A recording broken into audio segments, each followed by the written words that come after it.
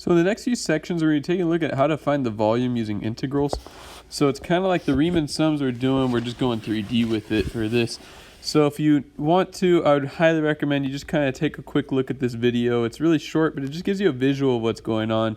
This is also another visual, and it can get a little bit difficult to understand. But here's the formulas. It's quite easy to figure it out. So we're going to have different shapes being formed. Let's just say we have our graph, and we could have different shapes going on. We could be creating a three-dimensional squares, as you saw in that video earlier. Kind of hard to draw the squares. They look more like a trapezoid.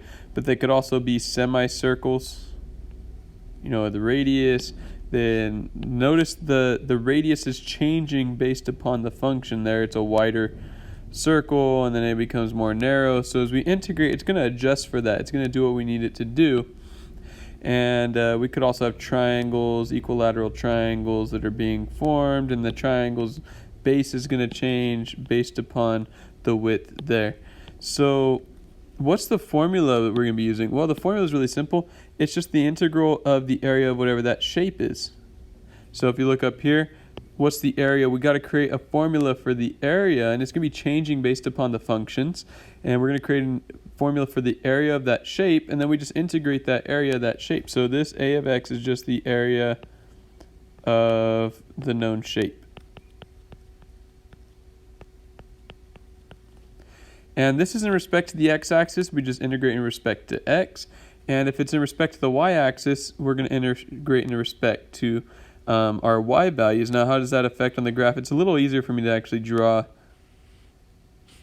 in respect to the y-axis. So remember, at the y-axis, we look at the y values. A lower and upper bound a and b are going to come from the y-axis values. But let's just say we have some curve like that. And I'll draw another curve.